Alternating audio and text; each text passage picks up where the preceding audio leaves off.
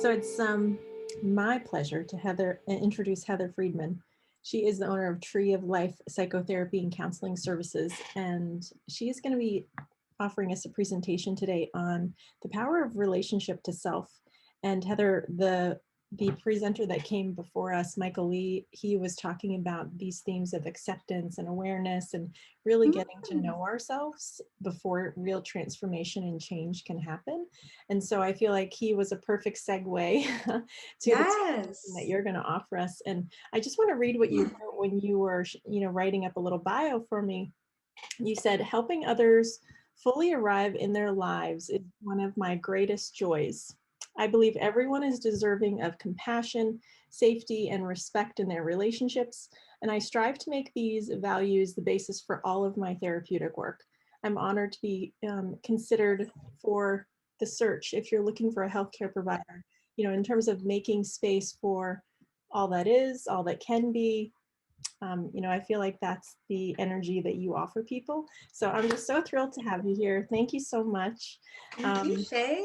Yeah, and I just want to say that this session is being recorded, and it may show up on YouTube, it may show up on websites. So if for any reason you don't want to be recorded in that way, please turn off your video, turn off your audio, and then I'm going to go ahead and stop sharing now, and I will hand the co-host controls over to Heather so she can get started. Okay, well, let me real quick figure out how to share my screen. Okay. So it should be bottom of the screen. You should see share screen in green. Oh, yep. Hey, Laura. Here we go. Okay, well, hi, everybody. Shae, thank you for the introduction. My name is Heather Friedman. I'm a licensed psychotherapist in New Hampshire. I'm also licensed in Arizona. And I'm the owner of Tree of Life Psychotherapy and Counseling Services in Bedford, New Hampshire. And so today we're going to talk all about the power of relationship to self, hopefully taking you guys a little bit deeper than what you heard previously. Okay, so just some things to keep in mind. This is, I created this presentation with a lot of experiential kind of work in it. If you, for any reason, feel like you do not want to engage in these activities because you feel like it might be too intense, please know that all of these things are voluntary. Sharing about your experience that you may have had during the exercise is also voluntary. I do allow for an opportunity for that, but of course, if you would like to just keep that in and use it for your own insight and growth, that's absolutely okay. To give you guys a heads up, you're gonna want either a pen and paper or to have a blank document open to type for the exercises. The later exercises will refer back to some of the earlier ones. So you're gonna want something to kind of keep track. And just to kind of keep you guys aware, again, you may access feelings or thoughts that might be new to you. They could be surprising or distressing. So if you are feeling distressed by anything that arises during this presentation, please take a note of it if needed. My email is at the end. You guys can absolutely reach out to me if you want to send me a little private message and say, I have some stuff going on. Also, if you have your own mental health provider or a really great social support network, I really suggest utilizing them if some big stuff comes up. Okay, so any questions or concerns? Does anybody need a minute to go get something to do the exercises? Is it okay if I continue? All good? Okay, take that as an all good. All good. Okay, so our first exercise is I want all of you to consider an emotional state you would like to experience more often in your life.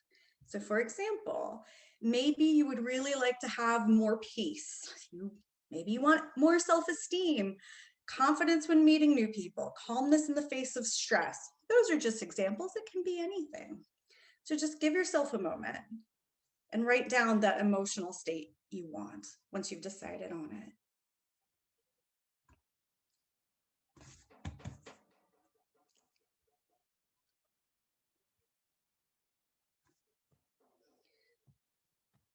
when you guys have decided on your emotional state, I want you to take a moment and close your eyes if you need to kind of start to come into yourself and just notice what is happening in your body somatically, and the emotions you're experiencing, and the thoughts that you have as you start to identify and land on this thing that you want. What is going on? Are you feeling hopeful about reaching that state? Are you feeling fearful? Maybe you have an experience of some nausea. Maybe you have joy.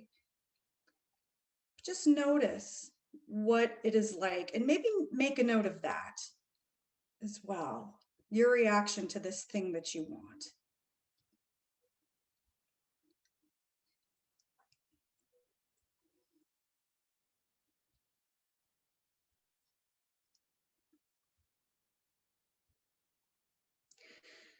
And last, I want you guys, and I put down 5 minutes. We don't have to take 5 minutes. If it takes less than that, that's okay.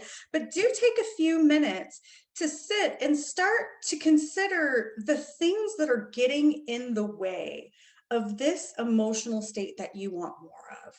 Write them all down. Make a big brainstorming list and go ahead and take as much time as you guys need. 5 minutes is usually more than enough.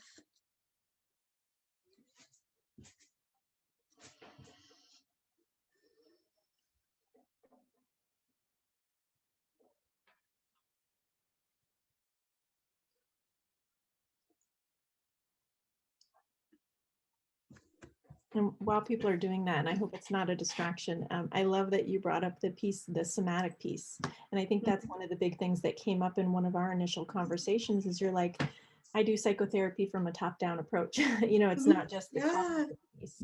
Yeah. And I think that's so powerful. And that's something that Michael brought up as well, is we tend to think our way into changes and solutions. Sometimes we have to feel our way there as well. Yeah, I'm gonna talk about that a little bit too. Yeah, absolutely. We need top down and bottom up. Yeah. We need both.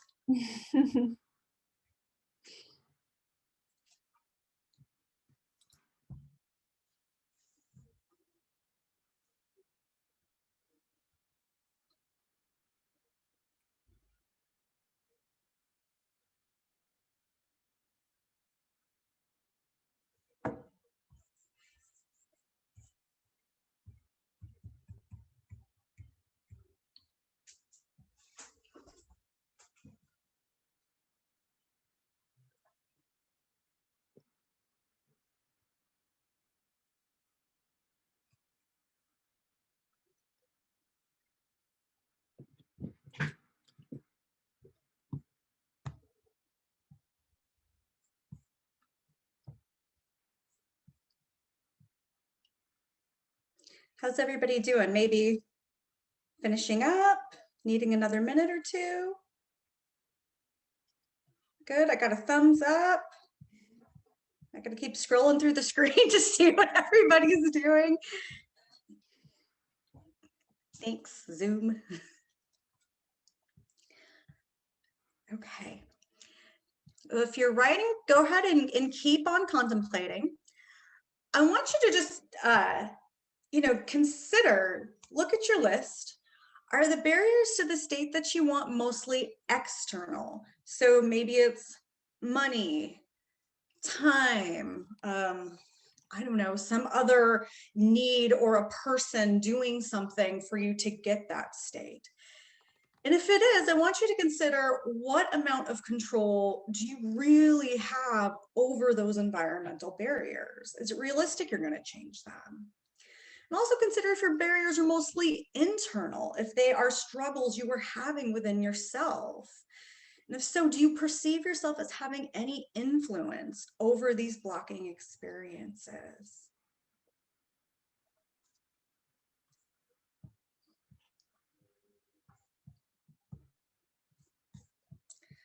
So we're going to move into doing some psychoeducation in between all of the exercises. So When I say relationship to self, what exactly does that mean? And it means several things. I like to think of relationship to self as maybe a new layer to a practical practice of mindfulness or meditation, or just how we access our day-to-day internal experiences. I know there's been a huge upswing in meditation apps and mindfulness apps, especially in the past year, because a lot of coping skills have been taken away, and that has been wonderful. I work with my clients on those skills. I practice them myself. It's really my hope that this will maybe add a new layer to, if you're a practitioner of these things, the mindfulness and the meditation, and hopefully really expand your idea of how experiencing yourself can lead you to a life that's much fuller. We experience greater connection to our heart and to our soul, and to truly embody the emotional states we want to access when we are in deeper relationship with ourselves. So there's happiness, and then there's like deeply embodied happiness. Being able to reconnect with ourselves really helps us to have that sense of embodied state experience. Having a deeper relationship with ourselves really helps us to move us beyond maybe just wanting self-esteem and confidence, and really having the capability of holding ourselves not just through good times, but also through the bad. And the bad experiences is where we experience a lot of disconnection and disruption and on the relationships with ourselves. But I already have a relationship with myself, and yes, you do. You are always in relationship to yourselves in some way. However, we often have to foreclose on vital parts of ourselves in order to survive and protect ourselves and our vital relationships. And there's lots of things that come in to disrupt the relationships that we have with ourselves. Wounding in your attachment relationships. So, for example, having an alcoholic parent, internalized negative feedback from others, shame that serves to protect our survival, guilt at not doing or being enough, educational trauma. It's kind of a new thing that's starting to get tossed around, is the realization that school can be incredibly detrimentally traumatizing to our sense of self. Peer-to-peer bullying, the shoulds of life. I should behave this way. I should be doing this. All of these things come in to disrupt our connection with ourselves. So to survive an emotionally fraught, overwhelmingly stressful environment, we often shut down emotional parts of ourselves. So for example, it hurts to be bullied. So we cut ourselves off from that pain so we can continue to survive. It can be terrifying to realize that the world cannot meet our needs as children. So we internalize that it must be my fault, that my parents cannot take care of me in the way that I need. We may become capable of ignoring our somatic and bodily cues for hunger, sleep, etc., to meet the intense pressure to perform that maybe you experience in a job or you experienced in a school setting. You know, we take a lot of pride in being like, I work through lunch and don't like eat one meal a day. That's not good. How much of yourself do you have to disconnect from to run around all day and not eat for like 19 hours? So, you know, we really have a lot in our society to support us doing these things and disconnect from ourselves to survive. So we're going to call, and I've already used this word a few times, we call this act of interrupting the relationship with ourselves disconnection. When we have to unplug from an internal experience to survive, that is what we mean when we say disconnection. So what exactly does this connection look like? Because what we're talking about is sort of an invisible internal experience. But this also obviously translates into patterns of behavior. So oftentimes when I'm working with clients, it's people who come in and go, I have this habit of doing this and I cannot break out of it, no matter what I do. So we make lots of behavioral plans to change. I'm going to do this, this, and this. Here's my new schedule. I got all my things. I'm going to do this. But we keep falling back into these old patterns of behavior. And it just feels like no matter what we do, we cannot get out of this rut. This often leads us to feeling more internalized shame, feeling more frustration, and feeling far more anger, which pushes you away from understanding potentially other options for solving your problems and other behaviors that could be open to you. So the more disconnected we get from ourselves, it's almost like the more narrow our world gets. This also can potentially long-term look like depressed mood, anxiety, tendency towards unhealthy coping skills and relationships for people who have suffered with attachment trauma with their parents. This can lead to a whole host of other things, PTSD, complex PTSD, things like that. Some people move into addictive patterns of behavior to cope.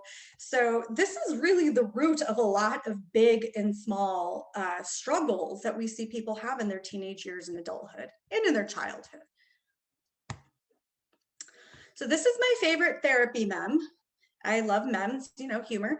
Can you think of anyone who's a negative influence in your life who is causing you to feel this way? Well, of course I know him. He is me. So one of the most challenging things about this idea of relating to yourself, and it's the thing that I really, when I was doing my own work in this, really struggled with so hard, is that the outcome of all these hard things that happen to ourselves in our lives, you know, parents not meeting our needs, the environment failing us, the trauma isn't just this event that happens to us, it's everything that we do to ourselves after. So the trauma ends, right? The crisis eventually ends, but the way we are unkind to ourselves, the way that we had to internalize all of this bad stuff to survive, that is going to be what persists. It does not end. So we have to disconnect to survive. That harms our ability to move ahead, to heal, to see other options, to break out of survival patterns of behavior we do not need anymore. This is something that we have to own for us as individuals, all of us. Even though we did not create this problem, we're the ones carrying it on, and we're the ones that need the healing, and we're the ones in the way of that healing, and we have to solve it.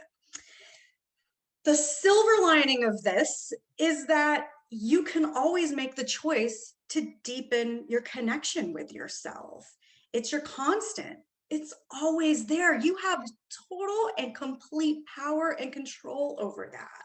There's a lot of safety in that. Once you can get past the initial, like, oof, that's gross, it really is a coming home to yourself.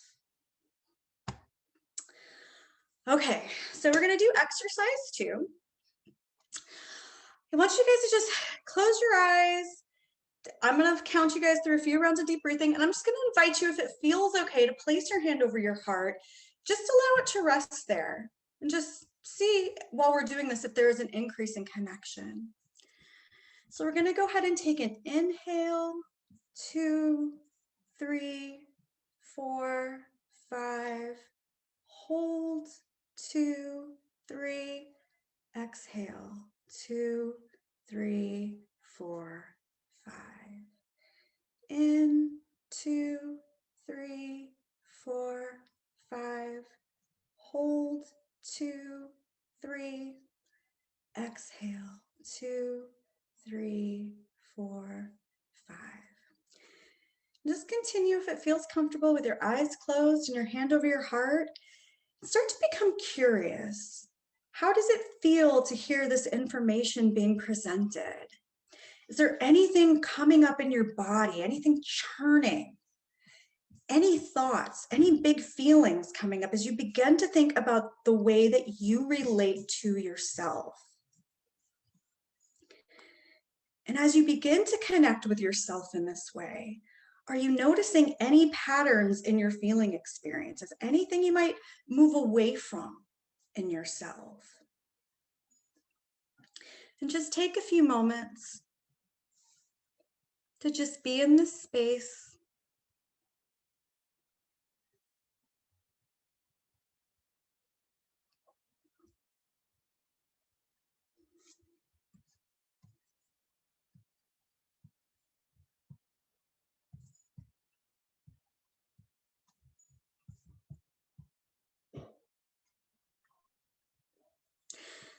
Is there anyone that would maybe want to share what they're noticing about their connection with themselves?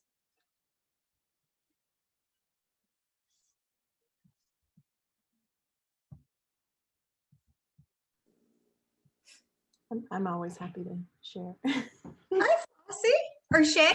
Who's talking? I saw No, Flossie. Flossie. Okay. I can't see anyone. I don't know why, but Oh no. I excuse me. Just then I just felt how I judge myself, this judgment feeling that I guess I don't always pay attention to that. Yeah. That So I yeah, so you notice the way you judge yourself. How is it to kind of come into contact with that and realize that's how you're treating yourself?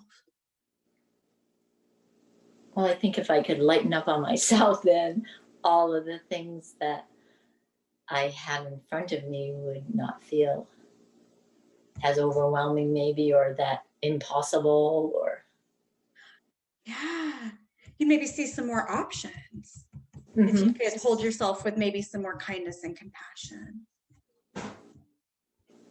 Yeah. Yep. Thank you for sharing that. You're welcome. Yeah. Was it okay to share? Did it feel all right in the moment? Oh yeah. Shae knows it. Shae knows I can. Yes. I really liked one of the things that you said before was well, what that the one when the man was there and who is the negative influence in your life. Yeah. And you know, at first you start to think about others, and then I love that, oh my God, it's no one but me. Yeah. Yeah, Yeah.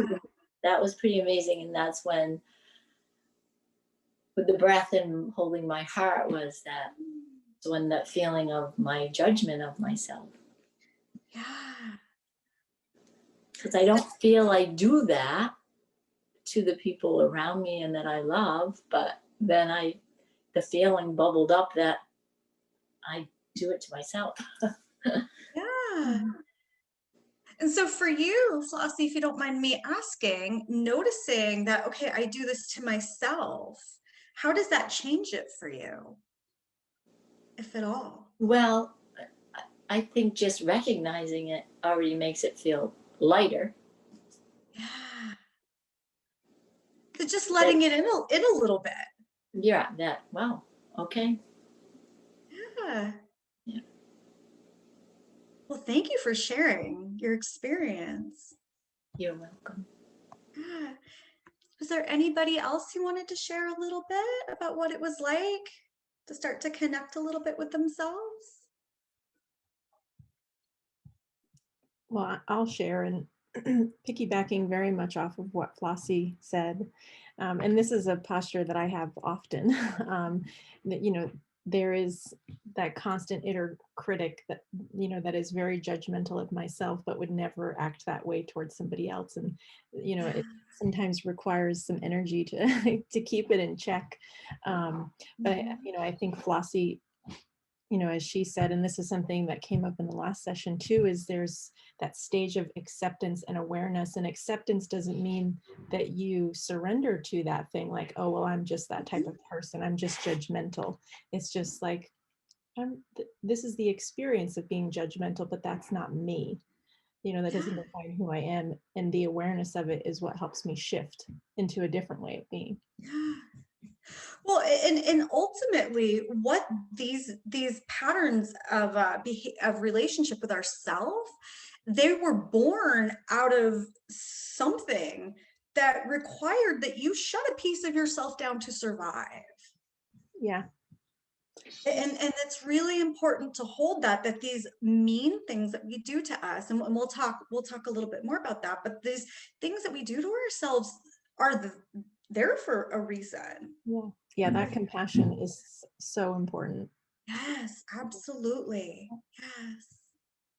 Thank you, Shae. Thank you. Okay. Well, let's roll right along. So, how does having a relationship with ourselves actually move us ahead? So, when we disconnect from ourselves, we're usually unplugging from things that are not pleasant. We disconnect from ourselves to survive overwhelming experiences, but again, those experiences end. So this long-term disconnection to avoid hard things, it means a lot of missed opportunities. Our feelings hold so much information about our world and our place in it. So when you're just deadening pieces of yourself and that's persisting in your life, you're missing a whole world and a whole wealth of experience that you can draw from. We often begin to dread the emotional experiences we cut ourselves off from. I like to call it, you start having anxiety about your anxiety.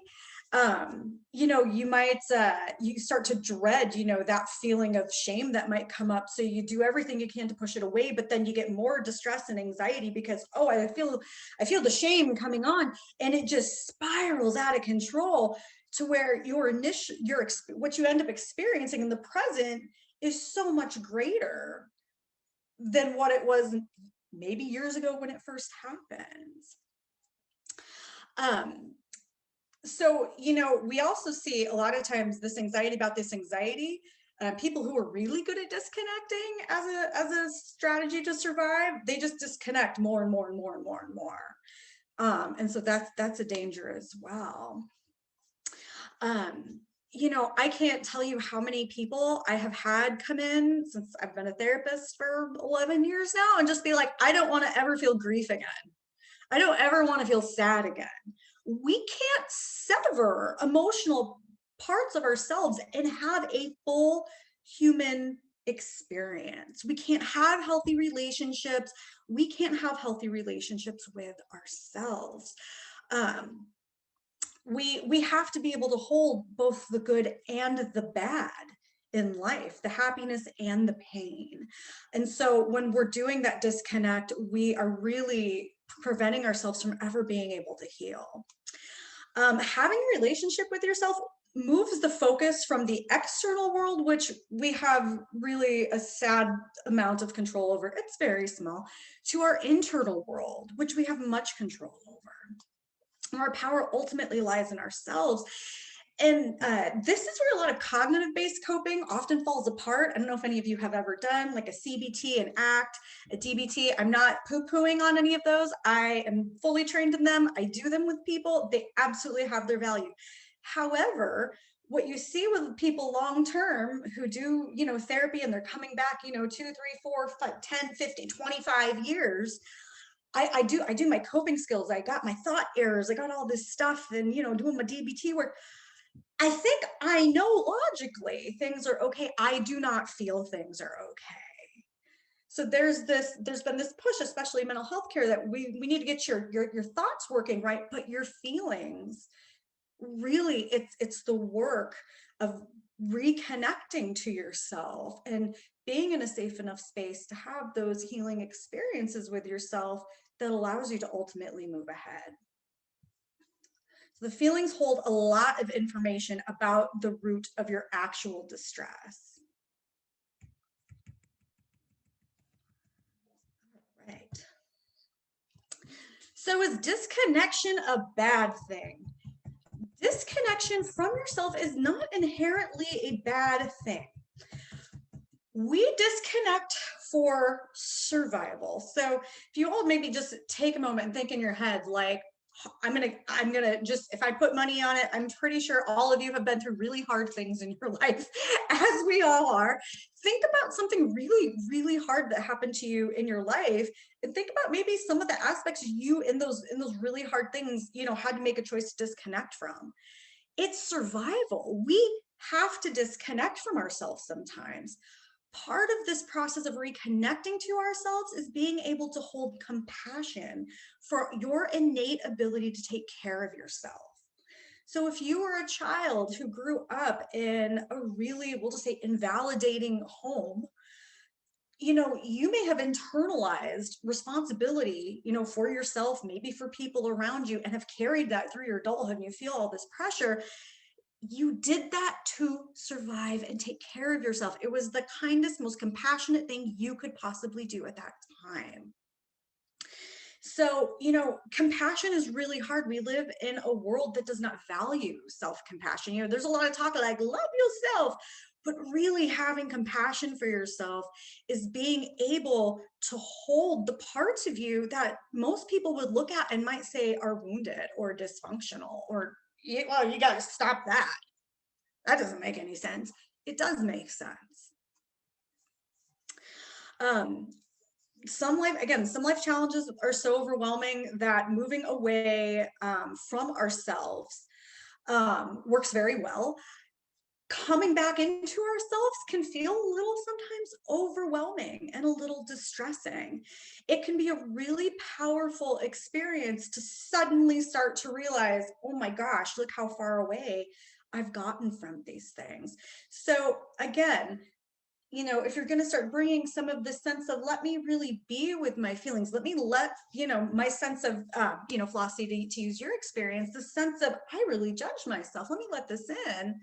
If you feel yourself touching into that and then having to move back, that's okay. It's okay. Think of it as, this relationship with yourself, expanding in it. It's kind of like a door you're opening. You don't need to fling the door open. You open it a little bit at a time. And so if you feel a little bit and then got to stop there, that's fine. Guess what? You can feel a little bit more later and open it a little bit wider. A very wise psychotherapist I know once told me that, we disconnect to come back into deeper connection with ourselves. So it is okay. That give and take between connection and disconnection with ourselves is okay. We cannot fail you can't fail in a relationship with yourself. It is simply another part of yourself to notice, to understand, and to utilize to navigate your life however you decide. Okay. So again, kind of talking about that, maybe starting to notice when you're connected versus when you're disconnected, when you're kind of deadening yourself to your feelings, and seeing what that feels like to hold that without any judgment, because it is a natural thing. We all do it, and it's okay. I don't always talk about mental health, but when I do, it is to erase stigma and educate. I feel very powerful about that, so I put that in there. But also, I really, it's very different approach to talk about things like anxiety or entering into relationships that are not healthy as the outcome of something that's a survival mechanism versus there's something very wrong and pathological with you. So, I've never met anybody that I've worked with that had even incredibly what we would typically call pathological behavior that didn't make sense.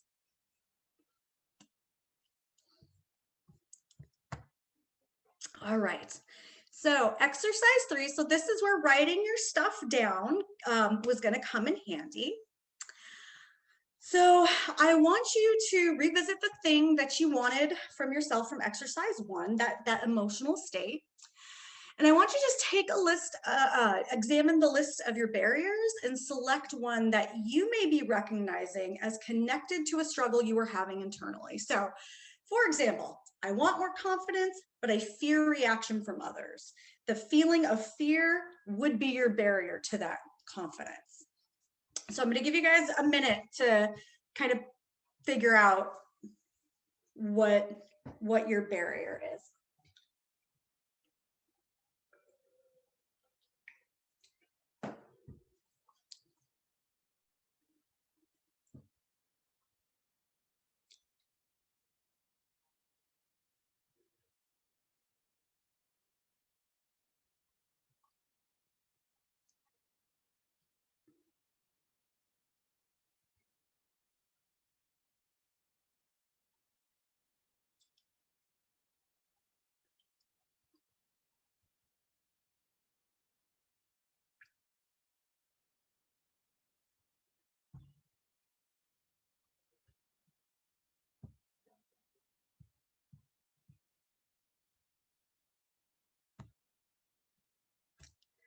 Has everybody picked out their barrier?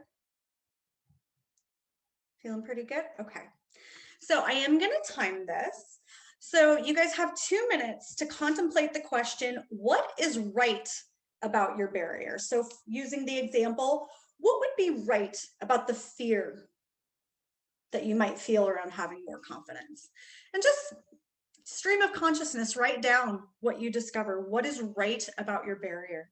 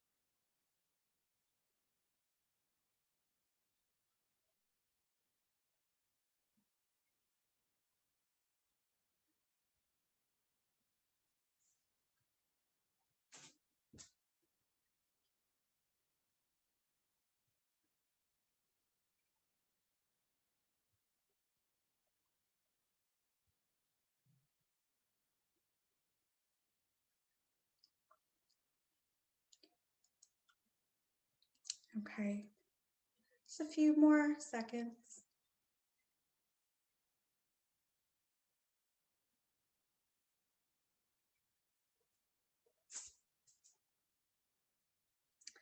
So is there anyone who would want to maybe share what it is like to consider what has been right about this thing that keeps you from getting what you want? Gail? Sure, I'll Hi. share. Yeah. Hi. Hi. So it's interesting because this particular subject has come up the last couple of days. And I was actually speaking with a coach yesterday who was like, you need to unpack that. And I'm like, no, I don't. She's like, yes, you do. So, and yes, it's around fear. And but the positive side, so I'll read what I wrote. Yes. It's given me time to plan, to strategize, and to connect rather than just jumping in. It has also given me time to lead me into meaningful conversations around unpacking that fear and maybe embracing it. So Okay. it held me back, but in the holding back, I didn't just freeze. I actually had some other kinds of actions around what I want to do during that time frame. Yeah. So as you're saying, like, oh, this has kept me back, but there's some good things out of this. How do you hold that fear for yourself and the fact that, maybe it is getting in the way, but there's good stuff. Well, so I'm actually a student of the dark side, and fear is from the dark side. So I always think there's a gift there. So I look at, okay, so why am I feeling this? And what is it that I can get out of it that propels me forward, right? Mhm. Yeah. So there's always a reason for the fear, and usually in the short term, it's legitimate. It's when you let it be the long term that it's not, because it's telling you, something's happening here, right? Yes. Yeah. Yeah. So is there anything that's shifting for you around what you want as you kind of really consider like what this barrier has done for you, what the fear has served? Well, it really has positioned me in such a place that what it is that I want to do, I'm ready to do. Whereas actually, I really wasn't ready before. I really Okay. even, I may have had the desire, I may have had the dream, if you will, Yeah. but no, I don't know if I would have failed or fallen on my face, but now I have a strategy. And once I have a strategy and a plan, I can go for it. Right? Yeah. Yeah. So in a weird way, the thing that kept you away from it is helping you get what you want. That's exactly right. Yeah. Yeah. Yeah. Yeah. So there is a positive to it. There's always a positive to all of our emotions. It's our body's Yes. communicating with us, Absolutely. right? Yeah. Yeah. Yeah. So Thank you for thank you. This sharing was that. good. This Oh, was great. good. I'm glad you liked it. Thank you. Does anybody else want to share their experience?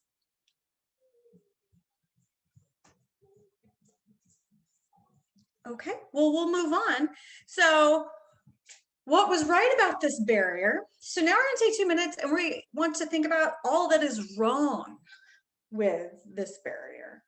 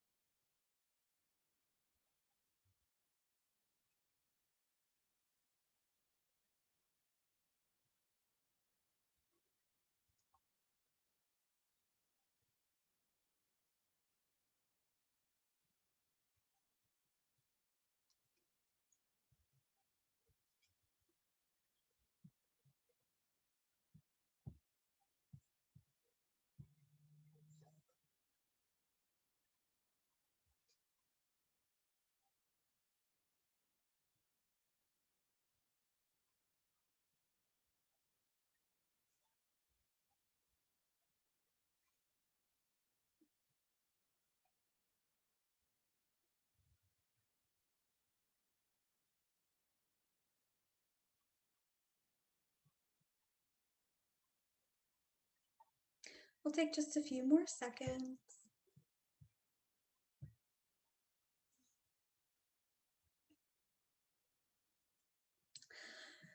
Would anyone want the opportunity to share what it was like to notice what is wrong with your barrier?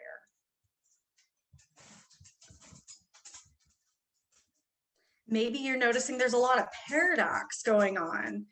It serves me, it does not serve me. Yeah, I'm happy to share, Heather. Yeah. And it's interesting. It was easier for me to write down what was wrong with the barrier than what was right. But then once I started listening to Gail, I was like, oh yeah, that resonates with me. Like, especially a person who tends to be a little bit of a perfectionist and, but the things that are wrong with it, I think it really comes down to it just reinforces the same habits. It doesn't create that opportunity to recalibrate in a new way of being. And I talk about these two themes from yoga therapy of truth, and action. Like I feel like I have this whole list of truths, but then it's a big leap to start to put them into that truth and action phase. Yeah. So yeah, it's like running into the same walls again, which when we talk about habits, I think that may be a shared experience. Yeah. Yeah. Yeah. So how is it, Shae? I'm curious. So when you say like when Gail was talking, you were noticing more like, oh, this is okay about my barrier. Yeah. How is it to start to hold that as being someone who's a bit of a perfectionist? Mm-hmm. Yeah. Well, I liked what she was saying about, it gives me more time to plan, to strategize, to create space for this thing, and then then it's not so much like, oh, I want this thing, and it's more impulsive versus something that's intentional and thoughtfully done. I think Yeah. yeah. So how does it shift how you feel about yourself at all? yeah, absolutely. I think it goes back to that compassion piece and Yeah. that acceptance piece, because we are very intuitive beings, and Mm-hmm. it's not Yes. my time to do that thing. And so that trust that can develop by listening to ourselves. Yeah. When we can start to get out of our own ways and really like move into connection with ourselves, it is amazing. The doors that just sort of organically open for us. It's like there's this whole, we're all like our own little universes, and we black out, pieces of ourselves as life goes on, and we're missing so much inside. There's a whole universe in all of us. So it Yeah, really and I wrote that down, is this not trying new things, staying small, not growing. That those were the other pieces that I had written down. Yeah. yeah. Yeah. Yeah, so this persistent disconnection from ourselves, this persistent, I don't want to feel these yucky things or whatever it is, so I'm just going to shut down, really keeps us from fully experiencing ourselves, which keeps us from fully showing up in life and doing the things we want to do. Yeah. Thank you for sharing, Shae. Does anyone else have anything that they would like to share? I think for me, Mm-hmm. because I always busy myself, like I'm always Mm-hmm. taking care of someone or doing something for someone, and I feel that I mean, if you don't allow enough time for yourself to be with yourself, to find the stillness and the calm that I crave, you know, I don't know how I'm going to get there then if I don't start doing that, you know? Yeah. Yeah. Yeah. It's so simple in words. It's one of those things that it's very simple, but like not easy. Just be with yourself. Oh, okay. And then you try and you're like, holy cow, like, why is this so hard? Yeah, it's something that we absolutely all do need to find a way to make space for. So Heather, I mean, we were raised to discount our feelings, Yes. right? And so, you know, we've got our lifetime to unravel that, right? Which is why I studied the dark side, because every emotion, whether it's fear, sadness, shame, guilt, it's all telling us something, right? Yes. And if we ignore it, it's not going to get quiet. It's just going to scream next time, Yes. It's right? going to get louder and louder, and you're going to like keep putting a lid on it. And eventually its little fingers are going to come out and worm its way into your life in invisible ways. Absolutely. And we've done such a horrible job of just normalizing what is completely okay human experiences. Right. Exactly. You know, Exactly. it's we have done all of us a disservice. We've all been, you know, collectively sort of traumatized in some way around our emotional experiences, because we're absolutely, just as a society, even if you have the most ideal family situation, and I see clients who I have lovely mom and dad, they were there, I still see them, we get along great, there was no abuse, but maybe they had teachers, maybe it was, you know, friends or coaches that just came down on them so hard for having a whole expression of themselves. And that was terrifying enough to cause, you know, long lasting shutting down of Right. themselves. Yeah. And I don't know, I think maybe that's where that forgiveness comes in. I mean, there's a lot of times we have to forgive those that have perhaps done their best, but it wasn't the best for us in the long run. But we do have to forgive that, and I think that's a part of being able to move forward. Then maybe I can make time for myself. Absolutely. And, you know, I never make for anybody forgiveness as a goal. In fact, I generally discourage people from that when they come in, you know, because I really work with people's internal, you know, relational systems, but that is often the outcome. Okay. Is that it's like a byproduct of everything else. We don't have to force the forgiveness, because when we can come into increased relationship with ourselves and do the healing work, you can hold. Yeah. My parents did the best they could. They were traumatized and hurt too. Yeah, by my brother. Well, yeah, or by a sibling. That is an area that nobody has done work in, and one day somebody out there who works in the field is going to start writing about sibling abuse, and they're going to be groundbreaking. I'm hoping that somebody takes that on, because yeah, there's not a lot of work on that. Oh my God, I've got a client that's her problem, is my brother. I'm like, oh dear. Yeah. Yep. Yeah, so I'm really hoping as the field of trauma is like exploding right now, and we have all this really great work being done around developmental trauma.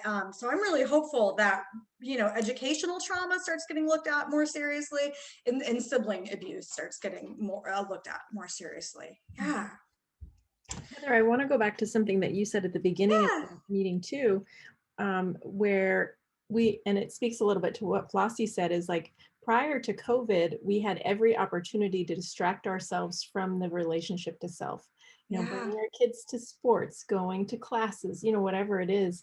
And so we're at like this critical moment where yeah, people have been home for the last 6 months, and people are getting apps and apps and meditation, and that's all great, but it's just like the icing.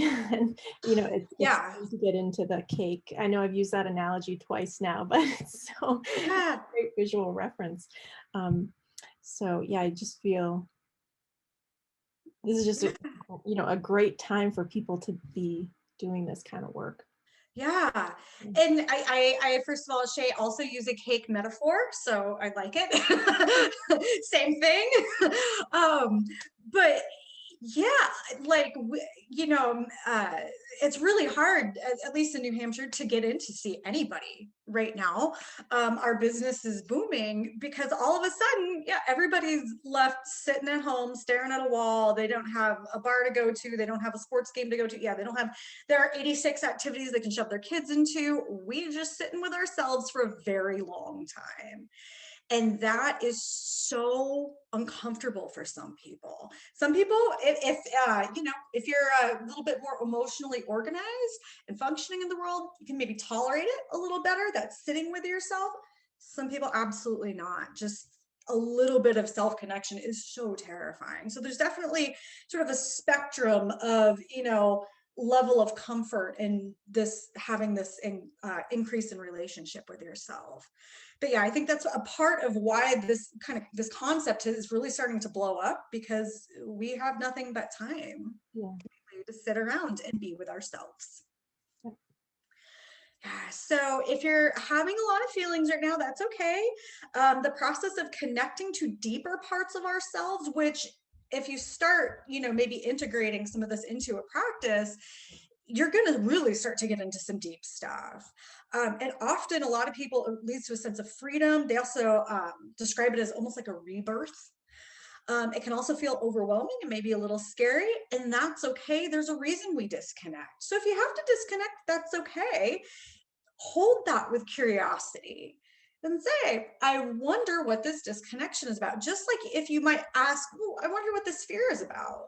I'm feeling some fear. Instead of running from it, I'm going to lean into it a little bit. I wonder what's chugging along here. Same thing with this connection. Obviously you're here. There's also a reason why you would see the value in potentially coming back and reconnecting. So again, holding that sort of duality in yourself, I disconnect, I reconnect, and that's okay. Deepening our relationship with ourselves allows us to feel things that will open doors by resolving fear, anger, and shame. There can also be a lot of grief in this, especially if you do have trauma and abuse in your past, in your childhood. For people who maybe spent many years in toxic, abusive relationships, it really opens the door to holding what was lost in life that you can't get back. So for some, Heather, can I ask a quick question? yeah, go ahead. Okay. Just because the word fear is coming up a lot, and I just happen to have it up on my screen, but it's something I've been reading about, is this 5-second rule. So if something happens to you, you may be responding with fear, but if it lasts more than like 5 seconds, so I wonder if you're familiar with that, and if you could talk about that a little bit, because that that concept of fear is, Yeah. So that idea, I think, is hooked into sort of just like your nervous system response. So, if someone, comes up behind you and startles you, you sort of get that immediate rush of adrenaline, your body's alarm system kicks on, and you feel fear, whew, and then it comes down. But yes, if you are feeling persistent fear, if you are feeling fear around things that logically, this isn't scary, if it's a pattern, and that's something that can often help you kind of start to look at, is this maybe something that's reoccurring, and maybe a part of me that's maybe a little more deeply wounded, is if you can go back through your life and go, this happens here and here and here and here. Oh, so those are good questions to ask. But yes, you don't want to, if you have like a nervous system response to an obvious, something happening, that's your nervous system response. Yeah. So for some people, reconnecting to themselves can be very overwhelming and powerful. If anything really big and powerful is coming up for you guys, or maybe opening some doors, I do recommend and encourage you to, maybe get with a therapist, or if you already have one, and maybe, start to do some of the work around exploring it. But if you're an organized, functioning person, you can absolutely do this and deepen your relationship just through your own practice. So we're going to end this by just talking a little bit about compassion. Why is it so hard to have compassion for ourselves? This is so hard for us to do. We often turn others' failures inward to protect relationships and the reality that our environment cannot meet our needs. And so when we foreclose on compassion for ourselves to survive, shame and self-hating might take its place. So this is just the final exercise. And I want you guys to just, again, close your eyes, place your hand over your heart. I'm just going to do a few rounds of deep breathing. We're going to inhale, 2, 3, 4, 5. Hold, 2, 3. Exhale, 2, 3, 4, 5. In, 2, 3, 4, 5. Hold, 2, 3. Exhale, 2, 3, 4, 5. So with your eyes closed, with your hand on your heart, I want you to just hold the question, what will be harmed if you do not give yourself compassion? And what will be protected if you do not give yourself compassion? And just maybe hold what comes up. Notice what's at stake.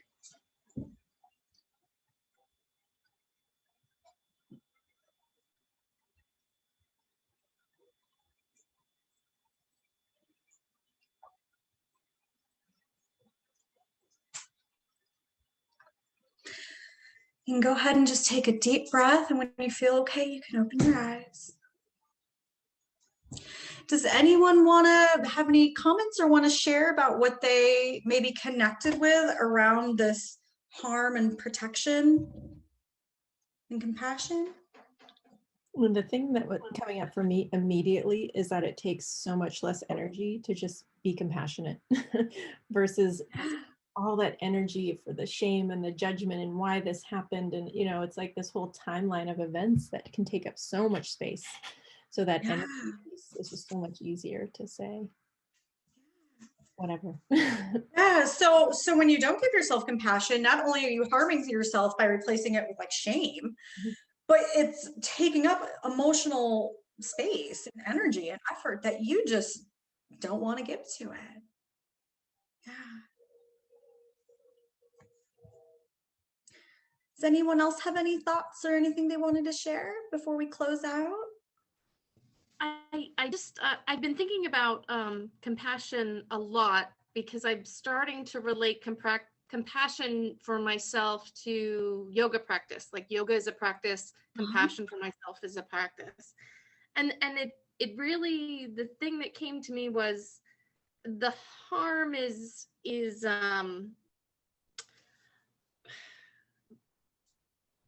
if I do not give myself compassion, the harm is not growing. But if the thing that I'm protecting is staying where I'm at and not moving and not growing. And so I thought these were wonderful questions. Oh, good. Yeah, these can be very, very loaded, because quite often, you know, what we're protecting something pretty important, but by not being engaging in compassion for ourselves. And so it's definitely, you know, worth, you know, coming into ourselves and connecting with those things, because again, this is just another opportunity to go, oh, well, why can't I change? Well, this is, you know, like there's a shame spiral waiting to happen. But when we connect with and really start to be curious and investigate, what are these things? I wonder what that is about. Suddenly we realize, oh, the shame is, again, serving a purpose, right? Yeah. Okay, well, I don't want to go over too much. We're just at the time. So, are there any questions or comments or anything else anyone would want to share or ask? If anybody wants to email me questions, you can reach me at heather@treelifetherapy.com. Or if you have any concerns, my website's just treelifetherapy.com. And if anybody wants to know more about this, Healing Developmental Trauma by Dr. Lawrence Heller, he is awesome. He wrote a book. You're going to read it and be like, why are you reading my diary? It's okay. Everybody feels that way when they read his book, but it's awesome. You'll feel seen and very scared. But it's great. And he it really expands this idea of connection, disconnection, survival strategies. How do we end up in these places? I definitely recommend it. It's some of it's a little dry, but the meat of it is accessible to anyone. So is there anything else I can do for anyone before we end today? This has been wonderful.